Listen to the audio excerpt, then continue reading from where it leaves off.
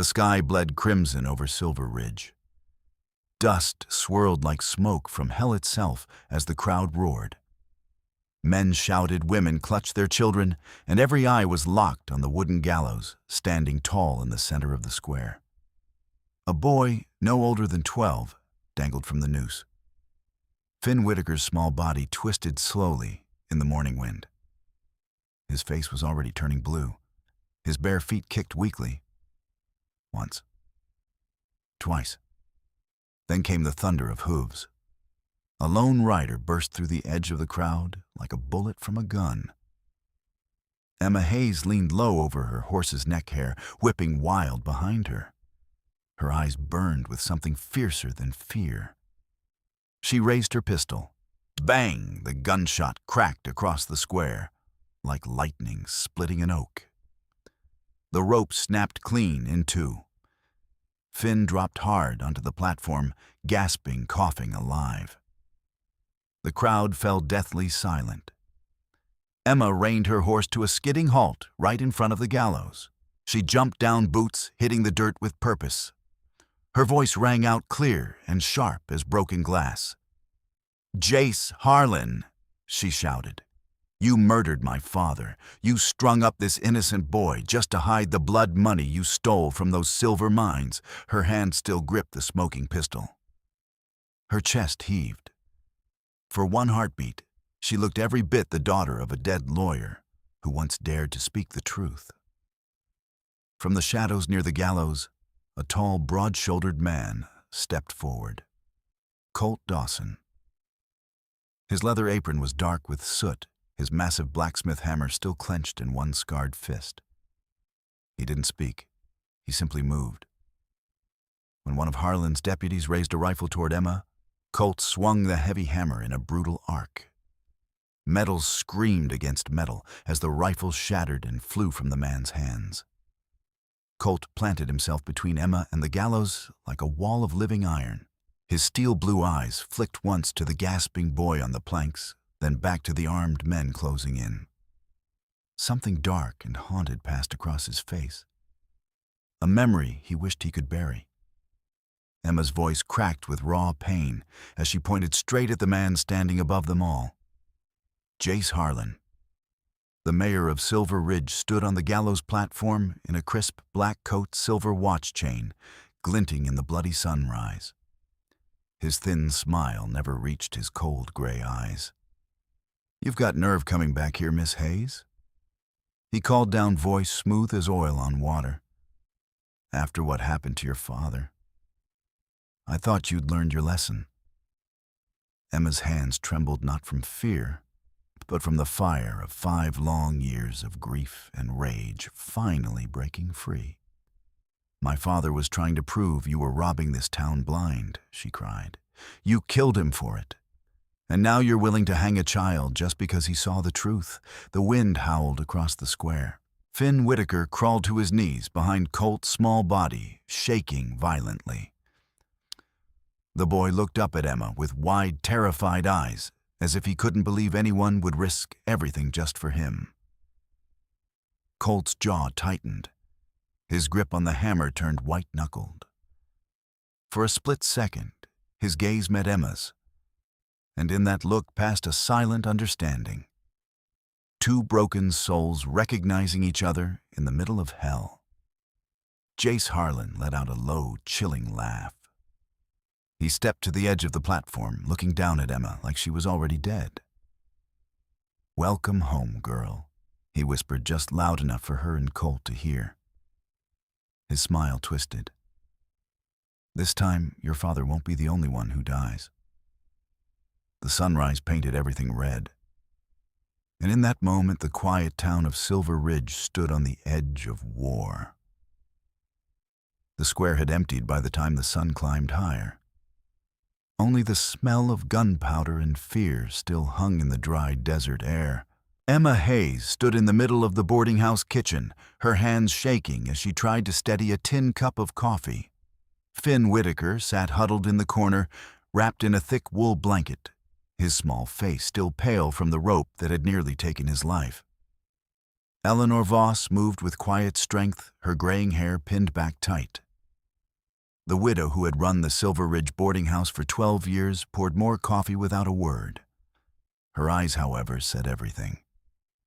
"You're safe here tonight," Eleanor said softly, placing a warm hand on Emma's shoulder. "Both of you. Nobody's dragging that boy back out while I'm still breathing." Emma nodded, but her throat felt too tight to speak. The image of Finn kicking at the end of that noose kept flashing behind her eyes. She glanced at the boy. He hadn't said a single word since they carried him inside. Outside, the town felt smaller, heavier. Word of what happened at sunrise had already spread like wildfire. Jace Harlan was not a man who forgot insults. And today, he had been publicly humiliated. That same night, heavy boots sounded on the wooden porch. Colt Dawson stood in the doorway, his broad frame blocking most of the lantern light. He carried a small bundle under one arm, clean clothes for the boy, and a few supplies. His steel blue eyes flicked to Finn and then away as if looking too long hurt something deep inside him. "I didn't come to stay," he said, voice low and rough, like gravel under wagon wheels. "Just figured the kid might need these." Eleanor gave him a knowing look, but said nothing. She took the bundle and disappeared upstairs, leaving Colt and Emma alone in the warm kitchen. For a long moment, neither of them spoke. Emma finally broke the silence. "Why did you help us?" she asked quietly. "You don't even know me." Colt stared into the flickering lantern flame. His large hands flexed at his sides, as though they remembered the weight of the hammer from that morning. "The boy," he muttered. "He reminded me of someone I couldn't save once." His words hung heavy between them. Over the next few days, the town began to change in ugly ways. Jace Harlan moved fast. Taxes on every store and home suddenly doubled. Families who had whispered support for Emma found their hay barns burned to the ground under the cover of darkness. Men with hard eyes and hidden guns started watching the boarding house from across the street. Emma refused to hide. Every night after Finn had finally fallen into restless sleep, she slipped out the back door and made her way to the edge of town. Colt's blacksmith shop glowed with the soft orange light of the forge, even after midnight. There, among the heat and the steady ring of metal, they began to talk. Not much at first. Colt would work the bellows while Emma sat on an overturned crate, carefully copying faded papers she had smuggled from her father's old trunk. She was hunting for proof, anything that could show how Jace Harlan had stolen silver from the mines and silenced the only man brave enough to call him out. Colt never asked too many questions, but he listened. One particularly hot night, the air thick with smoke and iron, Emma's voice cracked as she spoke. "I came back to Silver Ridge thinking, maybe justice still lived here," she whispered. "But this town is drowning in fear. Everyone looks away. Everyone except you." Colt paused, hammer hovering above the glowing metal. Sweat glistened on his forearms. For the first time, he looked directly at her, really looked. "I'm not the hero you think I am, Miss Hayes," he said slowly. He set the hammer down with a heavy thud. His eyes darkened, carrying shadows that had lived in him for years. "I used to wear a badge," he continued, voice barely above the crackle of the fire. "Texas Ranger. Thought I was cleaning up the frontier until the day I crossed a line I couldn't come back from." He clenched his fist around the handle of the hammer until his knuckles turned white. "There's blood on these hands, Emma. Blood that doesn't wash off." The forge hissed softly behind him. Emma didn't flinch. She only watched him, her own pain meeting his in the flickering light. Outside, the desert wind whispered through the cracks in the walls, carrying the distant sound of riders moving through the night, Jace Harlan's men tightening their grip on Silver Ridge. and deep in Colt Dawson's chest, something long buried began to stir. A reluctant willingness to stand once more, even if it cost him everything. The desert nights grew colder, but the fear in Silver Ridge burned hotter than any forge. Colt Dawson stood at the open door of his blacksmith shop hammer, resting heavy against his thigh, watching the street. Lanterns flickered in windows that used to stay dark until morning. Now people locked their doors before sunset. A lone rider approached slowly. Silas Kane, the town's deputy mayor, dismounted with stiff movements. His face looked 10 years older than it had a week ago. He and Colt had ridden together years earlier, back when both still believed the law could fix what was broken. "Harlan came to me last night," Silas said without greeting. His voice was low, tired. "He gave me 2 choices: stand with him or watch everything I own burn. My wife, my daughter, everything." Colt didn't answer right away. He stepped aside, letting Silas enter the warm glow of the shop. The fire in the forge crackled softly, casting long shadows across the walls. Emma Hayes sat near the back papers spread across an old wooden crate. When she looked up and saw Silas, her shoulders tightened. She had heard the rumors. Everyone knew the deputy mayor was caught between 2 fires. "I'm sorry," Colt finally said, "but I won't ask you to risk your family." Silas rubbed a hand over his face. "I already made my choice, Colt. I'm here." That night, under the dim light of the forge, Colt began to speak of things he had buried deep. He told Emma how he had once worn the Texas Ranger star with pride, how he had hunted men who preyed on the weak. But one night in a dusty border town, his orders had turned gray. Innocent blood had stained his hands when the line between justice and revenge disappeared. He had walked away from the badge, walked away from everything, and come to Silver Ridge to hide from the man he had become. Emma listened without interrupting. Her fingers trembled slightly as she held one of her father's old ledgers. "I thought coming back here would let me find the truth," she whispered. "Instead, I'm dragging good people into the dark with me." Colt looked at her, then his steel blue eyes heavy with regret. "You're not dragging anyone, Emma. Some of us were already standing in the dark long before you arrived." The next morning brought the discovery that changed everything. Eleanor Voss arrived at the shop before dawn, her face pale but determined. She carried a small leather-bound book wrapped in oilcloth. "Finn found this," she said quietly. "The boy couldn't sleep again. He was digging through the ashes of the old storage shed behind my place, the one Harlan's men burned last week." Emma opened the book with shaking hands. Inside were columns of numbers, dates, names, and her father's handwriting in the margins, careful notes proving that Jace Harlan had been skimming thousands of ounces of silver from the mines for years. The real books, not the ones shown to the town council. Colt leaned over her shoulder. His breath caught.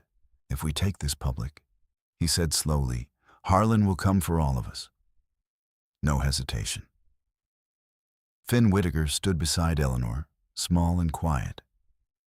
The boy looked up at Emma with those same wide eyes that had stared death in the face on the gallows.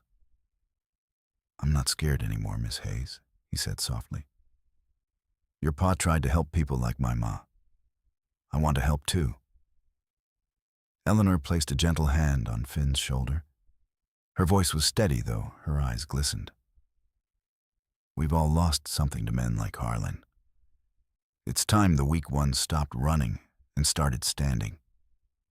For a brief moment, warmth cut through the tension in the shop. Colt allowed himself the smallest nod toward the boy. Emma felt a surge of fierce protectiveness she hadn't known she still possessed. But the warmth didn't last. That same evening, as the sun dipped behind the jagged mountains, a single rider stopped in front of the boarding house. He left no message with words, only a small cloth sack dropped on the porch. Emma opened it with trembling fingers. Inside lay a lock of Finn Whitaker's hair still damp with sweat, and a folded note written in blood. Her heart slammed against her ribs as she read the words, "Bring the books to the old mine shaft at midnight. Come alone, or the boy dies screaming the way your father did." The paper slipped from Emma's hands. Colt, who had followed her from the shop, picked it up. His face hardened into something dangerous and broken at the same time. He crushed the note in his fist until his knuckles bled. Silas Kane stood nearby, rifle in hand, his earlier hesitation replaced by grim resolve. Eleanor Voss pulled Emma into a tight embrace for just a second, whispering, "We're with you, child." But this is the moment that breaks everything. The desert wind howled through the empty street. Somewhere in the darkness, Jace Harlan was waiting, and Finn Whitaker, the boy who had already faced death once, was now the price of truth. The moon hung low and blood red over the old silver mine. Emma Hayes rode alone into the darkness, heart hammering so hard she could barely breathe. The note stained with Finn's blood burned in her coat pocket like a brand. Every step of the horse felt like walking toward her own grave. She had left Colt and Silas behind at the edge of town, and their plans simple but desperate. She would go in first. As distraction, they would strike from the shadows. Yet as the mine shaft yawned before her like an open wound in the earth, doubt clawed at her chest. What if she was too late? What if saving one boy meant losing everything her father had died for? She dismounted slowly, boots sinking into the loose gravel. The air inside the tunnel smelled of damp rock and old gunpowder. A single lantern flickered ahead, casting long, twisted shadows. "Finn!" She called softly, voice echoing off the stone walls. A weak whimper answered from deeper inside. She moved forward, pistol heavy in her trembling hand. Jace Harlan waited in the main chamber, lounging against a crate like a king on his throne. Finn sat bound at his feet, small face bruised, but eyes still defiant. Two armed men flanked them, air rifles ready. Well. Jace drawled, his thin smile cutting through the dim light. "You actually came alone. How touching." Emma's gaze locked on the boy. Finn looked so small, so fragile. The same boy who had kicked at the end of a noose only days ago. "Let him go," she said, voice steadier than she felt. "You have me now. That's what you wanted." Jace laughed softly and kicked a small leather satchel toward her. "Open it." Emma knelt, hands shaking as she untied the flap. Inside lay yellowed papers and a carefully folded map drawn in her father's unmistakable hand. Not just any map. It showed the location of a rich, untouched silver vein, one that could make or break the entire town's future. Her father had hidden it, knowing Jace would kill to possess it. "He didn't die just for the account books," Jace said, voice dripping with satisfaction. "He died because he refused to hand over this map. He wanted to give the vein to the people, instead of letting me take what's rightfully mine." The truth hit Emma like a physical blow. Her father hadn't been killed only for trying to expose corruption. He had protected something far bigger, a future for Silver Ridge that didn't belong to thieves. Tears burned her eyes, but she refused to let them fall. "You're a monster," she whispered. At that exact moment, chaos erupted from the tunnel entrance. Colt Dawson burst through the darkness like a force of nature, Silas Kane right behind him. Gunshots cracked through the chamber. One of Harlan's men went down with a shout. Colt moved with terrifying precision, the same deadly skill he had tried so hard to forget. He fired once, twice, each shot measured and cold. For a fleeting second, his eyes met Emma's across the chaos, and she saw the pain there. The man who hated what he was becoming again, yet chose to become it to save her and the boy. "Get the kid," Colt roared. Emma lunged forward. In the confusion, she cut Finn's ropes with her knife. The boy scrambled into her arms, clinging tight, his small body shaking with terror. But Jace Harlan wasn't finished. He grabbed Emma from behind, pressing a cold barrel to her temple. "Drop your weapons," he snarled at Colt, "or she dies right here." Colt froze, hammers still gripped in one hand, revolver in the other. His face twisted with raw agony, the same look he had worn when confessing his bloody past in the forge. He was being forced to choose again, the man he wanted to be, or the killer he once was. Outside the mine, something unexpected happened. Eleanor Voss and Ben Hart led a small group of townsfolk up the ridge, ordinary men and women, carrying old rifles, pitchforks, and sheer courage. They had slipped out of town under cover of night, answering the quiet call that had spread through the boarding house. Their faces were grim hands, unsteady, but their eyes burned with something new on the decision to stop running. Back inside the standoff, stretched tight as a hangman's rope. Then came the twist that shattered everything. Silas Kane stepped forward into the lantern light, his hands raised, but not in surrender. He held a thick bundle of papers, perfect copies of every ledger, every crooked transaction Jace Harlan had ever made. "I've been keeping these for months," Silas said, voice ringing clear through the chamber. "While you thought I was choosing sides, I was choosing the town." He turned toward the tunnel entrance and shouted into the night, "People of Silver Ridge, come see what your mayor has really been doing with your silver, one by one." The armed townsfolk stepped into the chamber behind Eleanor and Ben. Their faces shifted from fear to shock as Silas began reading the damning figures aloud under the flickering light.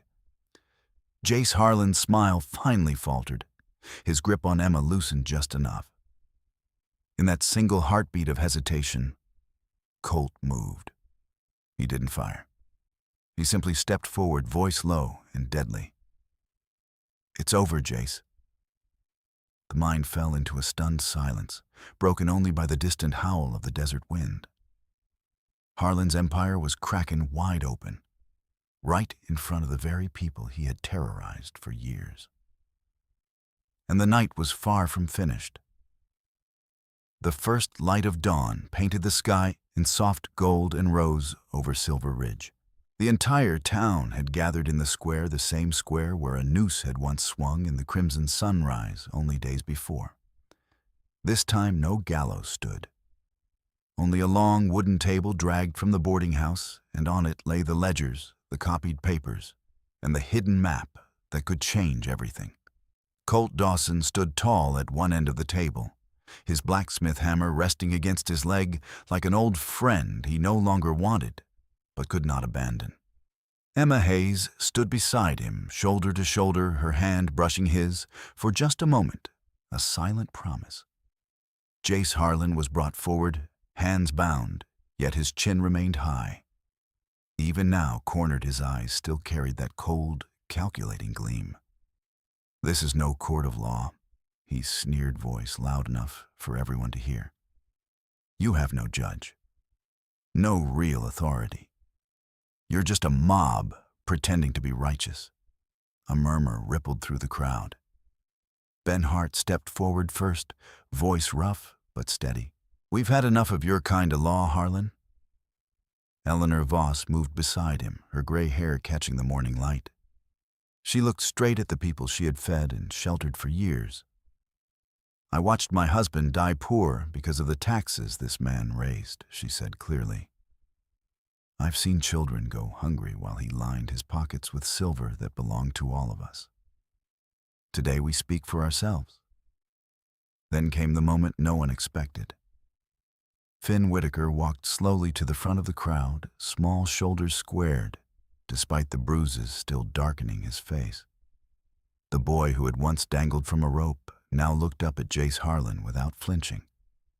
"You tried to kill me," Finn said, his young voice carrying across the silent square. "Just because I saw you moving silver at night. Miss Hayes saved me. Mr. Dawson saved me. But you wanted me gone so no one would know the truth." His words landed like stones in still water. The crowd shifted. Mothers pulled their children closer. Men who had once looked away now met each other's eyes with shame and growing anger. Jace Harlan laughed, but the sound rang hollow. "You'd believe a street orphan over your own mayor after everything I've done for this town." Colt stepped forward then. His hands trembled slightly as he gripped the hammer. Every eye turned to him. He could feel the weight of his past pressing down the blood he had spilled as a Texas Ranger, the nights he had tried to drown in whiskey the man he had run from for so long. "I'm not proud of the things I've done," Colt said slowly, voice low but reaching every corner of the square. "I've carried ghosts heavier than any chain. But standing here today, I choose to be better than the man I was." He looked directly at Jace Harlan. "And you end here." Emma moved closer to Colt. Her voice was quiet, meant only for him at first, then stronger as she addressed the town. "My father died trying to protect this map and the future it holds," she said. "He believed Silver Ridge could be more than fear and greed. I believe it too. And I believe in the man standing beside me." The morning wind stirred dust around their feet. Jace tried one last time, voice rising in desperation. "You have no proof that will hold in any real court." Silas Kane cut him off, stepping forward with a thick bundle of copied ledgers. "These aren't just numbers," Silas said. "These are names. Dates, every ounce of silver you stole, every family you crushed. The town has already seen them, and they've chosen." A heavy silence fell.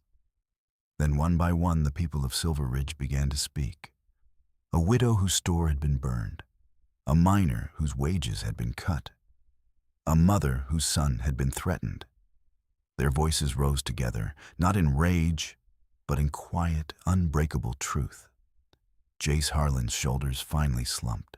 The fight drained from his eyes as the weight of the town's judgment settled over him. Colt walked to the center of the square where a set of old iron chain symbols of the fear Harlan had used to rule lay piled on the ground. He raised his heavy blacksmith hammer high. With one powerful swing, the hammer came down. Clang sparks flew as the chains shattered. The sound echoed across the square like thunder breaking a long drought. Finn Whitaker watched with wide eyes. Then for the first time in many long months, the boy smiled. A small, genuine smile that lit up his bruised face and seemed to chase away some of the darkness that had clung to him. Emma felt tears slip down her cheeks as she watched Colt. Later that morning, as the sun climbed higher, Emma and Colt stood together on the gentle hill overlooking Silver Ridge. The town stretched below them, small, battered, but breathing free for the first time in years. Colt's hand found hers.